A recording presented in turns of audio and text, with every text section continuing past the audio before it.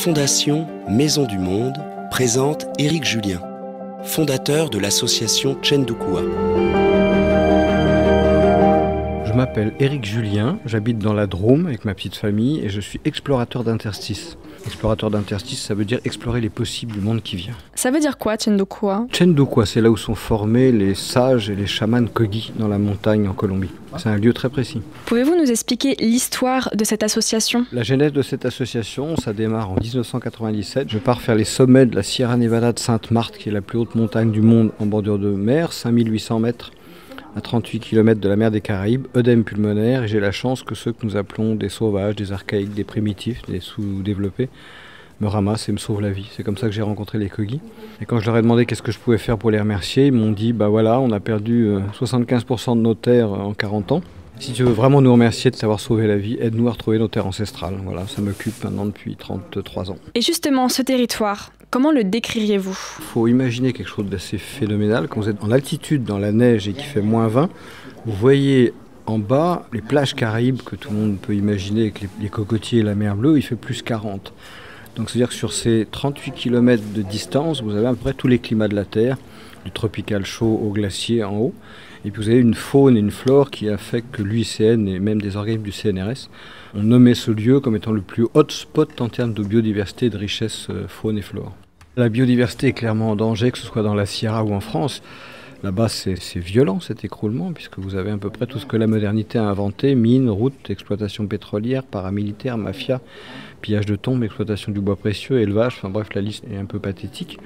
Et donc ça se voit parce qu'il n'y a plus d'oiseaux, ça se voit parce qu'il y a des cours d'eau qui s'assèchent, ça se voit parce que les Kogi disent que la montagne pleure, parce qu'il y a souvent des cours d'eau qui coulent sur la roche, ils ne coulent plus. Et donc les oiseaux n'ont plus d'endroit où boire, les animaux n'ont plus d'endroit où boire, donc tout se meurt comme un corps, comme votre corps qui se viderait tout doucement de son énergie.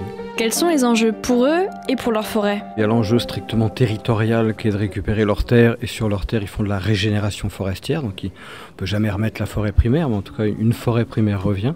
Et puis un deuxième enjeu qui est plus générique, qui est de remettre de la nature dans nos actes et dans nos pensées. C'est vraiment ce sur quoi nous interpellent les Kogi. Est-ce que vous avez encore de la place pour la nature dans vos têtes? Il y a 3 missions très concrètes pour aider les Kogi. La première, c'est on continue à acheter des terres, les faire reconnaître en faisant des relevés cadastraux ou GPS, les enregistrer, les faire acheter chez le notaire. Voilà. Là, on a un nouveau projet de 400 hectares de terre dans une zone très abîmée. Donc on peut espérer que dans 10 ans, il y aura une forêt qui sera revenue. On dit souvent que les arbres qui tombent font beaucoup de bruit, les arbres qui poussent, on ne les entend pas.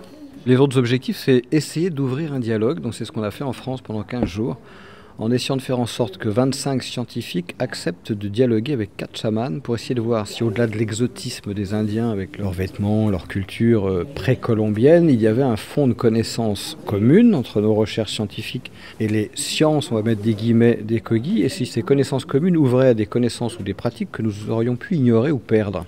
La réponse est très clairement oui.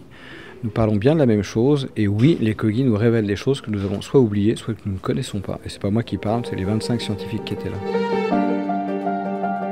Qu'est-ce que ces échanges ont apporté pour la suite? Beaucoup d'enthousiasme. C'était intéressant de voir des scientifiques qui ont un peu l'habitude de faire leurs recherches et leurs travaux, j'ai envie de dire en spécialiste et en solitaire, très morcelé, l'architecte, le philosophe, l'historien, et qu'un monsieur spécialiste des abeilles écoute une femme spécialiste de l'eau et de la médecine, écoute un philosophe, écoute un historien, écoute un naturaliste, ça a créé entre eux beaucoup d'enthousiasme. Et cet enthousiasme, il a ouvert une fenêtre qui est de dire si on veut comprendre ce qui se passe sur un territoire, il faut arrêter de morceler les savoirs, mais il faut avoir une approche globale, et on l'a vécu en direct. Et donc cette approche globale, les abeilles, l'eau, la terre, la géologie, voilà, qui permet de lire un territoire, a créé beaucoup d'enthousiasme chez les chercheurs. Et les Kogi ont commencé à dire « Ah, vous commencez à comprendre comment il faut travailler. Mucho gusto ». En Kogi, on dit « Zenjale », c'est juste. Rejoignez-nous sur fondation.maisondumonde.com.